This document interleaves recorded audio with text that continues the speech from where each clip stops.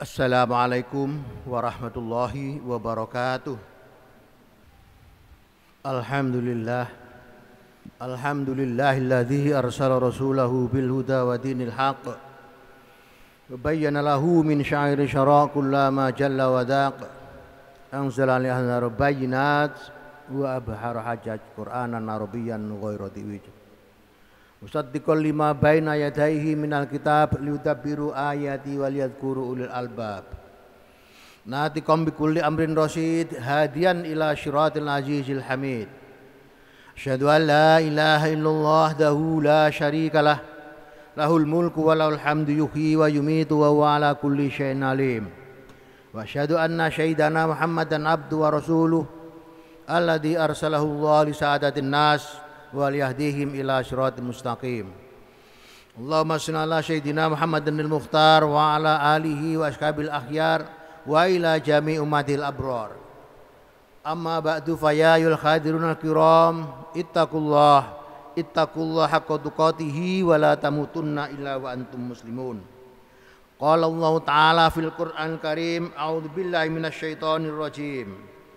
Innama ya'muru masajidallahi man amana billahi wal yawmil akhir wa aqamas shalah wa ataz zakah wa lam yakhsha illallah fa asa ulaika ay yakunu minal muhtadin. Al-ayah. Kaum muslimin rahimakumullah. Allah Subhanahu wa taala mengulang-ulang kata masjid ini di dalam Al-Qur'an. Di dalam Al-Qur'an saja, belum yang di hadis Rasulullah, itu 28 kali. 28 kali diulangi.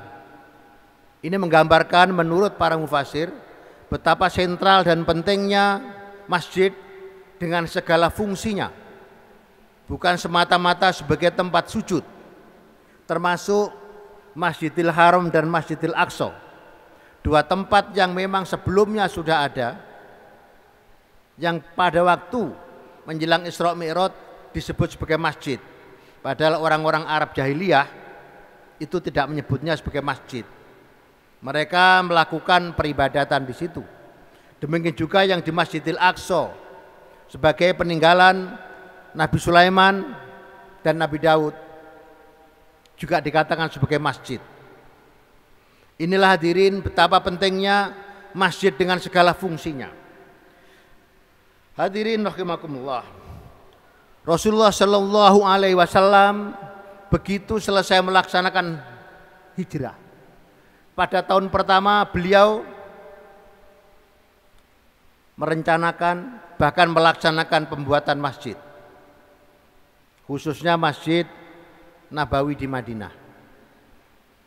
Inilah program dan pelaksanaan yang pertama kali dilaksanakan. Yang kedua adalah mempersaudarakan antara orang-orang Muhajirin dan Ansor. Yang ketiga melakukan sensus penduduk di Madinah. Dan yang keempat membangun pasar atau mengembangkan kualitas dan kuantitas pasar di Madinah. Empat ini yang paling pokok. Ada hal yang lain. Semua kegiatan itu dikonsentrasikan di Masjid Nabawi pada waktu itu. Hadirin rahimakumullah. Masjid Nabawi sebagaimana kita ketahui sekarang adalah produk Rasulullah, walaupun pada waktu itu tentunya tidak semegah sekarang. Akan tapi fungsional betul bagi kehidupan masyarakat untuk beribadah. Bukan hanya semata-mata berfungsi sebagai tempat sujud sesuai dengan namanya masjid, akan tapi merupakan sentral beribadah pada masyarakat Madinah pada waktu itu. Ibadah di sini adalah dua jenisnya. Yang pertama adalah ibadah mahdhah. Yang paling umum adalah sholat, zikir dan lain sebagainya. Yang berikutnya adalah, atau yang kedua, ibadah sosial atau ibadah ijtihadiyah. Hadirin, Rasulullah Shallallahu Alaihi Wasallam memfungsikan masjid itu sedemikian rupa. Rasulullah seringkali menggunakan masjid sebagai sarana untuk menyampaikan makna wahyu yang baru diterima dari Allah Subhanahu wa taala via malaikat Jibril. itu di masjid pada umumnya. Demikian juga Rasulullah ketika memberikan pengajaran keagamaan kepada masyarakat di Madinah, khususnya masyarakat Islam, juga kebanyakan di masjid. Kemudian yang ketiga, misalnya membagi rampasan perang, mengatur siasat dan strategi perang, Rasulullah juga di masjid. Keterikatan masyarakat Madinah dengan masjid pada waktu itu memang luar biasa. Hadirin rahimakumullah. Kemudian yang kedua adalah mempersaudarakan para kaum muhajirin dengan kaum ansor. Kaum muhajirin datang dari Mekah ke Madinah. Kalau kebetulan orangnya seperti Sayyidina Utsman, memang aristokrat dan kaya raya, keluarganya banyak. Walaupun ditinggal hijrah ke Madinah, keluarga yang di Makkah yang masih musyrik itu menjaga harta kekayaan Sayyidina Utsman. Tapi bagaimana dengan yang lain? Misalnya sahabat Umar atau sahabat yang lain yang kebetulan hartanya sedikit dan itu pun tidak dibawa pada waktu hijrah ke Madinah. Seorang sahabat bernama Abdurrahman bin Auf oleh Rasulullah dipersaudarakan dengan sahabat Ansor yang kaya raya. Abdul As bin Robi itu kaya raya, istrinya 4. Maka karena dipersaudarakan oleh Rasulullah dengan Abdurrahman bin Auf, Abdul As bin Robi menyampaikan kepada Abdurrahman, wahai sahabatku, saya kaya raya di sini. Memang karakteristik masyarakat Madinah adalah petani pada umumnya, berbeda dengan masyarakat di Makkah, pedagang. Abdul As kaya raya, dia menawari saudaranya yang baru dipersaudarakan ini, ya ini Abdurrahman bin Auf, silahkan saudara apa yang mau dari harta saya yang sekian banyak. Bahkan Abdul As menurut Ibnu Hisham itu siap untuk memberikan kepada saudara yang baru ini separuh dari hartanya. Demikian juga dari 4 istrinya itu 1 akan diceraikan untuk diberikan kepada Abdurrahman bin Auf. Apa jawab Abdurrahman bin Auf? Baiklah saudaraku, terima kasih atas kebaikan Anda. Saya terima sebagai persaudaraan. Akan tapi pemberian itu silahkan untuk yang lain. Tunjukkanlah kepada saya pasar. Insya Allah saya bisa hidup di Madinah. Mengapa begitu? Karena Abdurrahman bin Auf orang dari Mekah yang dia adalah para pedagang atau pedagang. Ini salah satu kejadian orang yang dipersaudarakan oleh Rasulullah Sallallahu Alaihi Wasallam. Setelah semuanya ada 90, ada mengatakan 92 orang yang dipersaudarakan antara Ansor dan Muhajirin. Tinggal Sayyidina Ali yang memang datang belakangan. Kemudian komplain kepada Rasulullah, wahai Rasul, semuanya sudah dipersaudarakan, saya belum, kata Sayyidina Ali. Kemudian oleh Rasulullah dirangkul, kamu adalah saudara saya di dunia dan akhirat. Ada yang menyaksikan kisah ini, tapi Ibnu Hisham mengatakan bahwa cerita itu sikoh. Hadirin rahimakumullah, itulah Rasulullah setelah berhijrah ke Madinah memfungsikan masjid sedemikian rupa. Berbicara soal ekonomi juga di masjid. Kita lihat ketika harta orang-orang muhajirin yang tidak bisa seluruhnya dibawa, kesempatan bagi orang-orang musyrikin Mekah untuk merampas harta-harta yang tidak ada yang menjaga itu, yang tidak terjaga itu, dirampas, diambil. Oleh sebab itu kemudian Rasulullah bersidang kepada para sahabat bagaimana melakukan pembalasan. Kebetulan Abu Sufyan, dedengkotnya kaum musyrikin Mekah itu sedang melakukan perjalanan dagang ke Syam. Kita semuanya tahu bahwa, kita semuanya hafal surat Quraisyin. A'udzubillahi minasyaitonirrajim. Bismillahirrahmanirrahim. Li'ilafi Quraisyin ilafi rihlatas syita washaif. Ini adalah rute lazim orang-orang Mekah itu pada musim kemarau berdagang ke utara, ke Syam. Mengapa ke Syam? Karena Syam adalah pangkalan internasional dagang atau yang disebut dengan jalur sutra Cina. Salah satu transit jalur sutra Cina darat.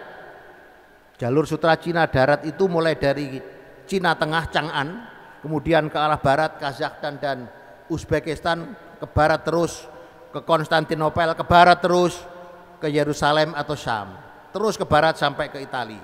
Itu rute Cina yang sudah terjadi 2000 tahun sebelum Masehi. Rute itu sudah terjadi. Nah, salah satu tempat transitnya adalah di Syam ini atau di Yerusalem. Ketika rombongan Abu Sufyan pulang dari Yerusalem akan kembali ke Makkah, itulah yang kemudian dimanfaatkan oleh Rasulullah untuk mencegat karavan atau kafilah itu. Maka itulah yang kemudian menjadi sumber terjadinya perang Badar. Dari satu aspek maka perang Badar itu disebut sebagai perang strategi ekonomi.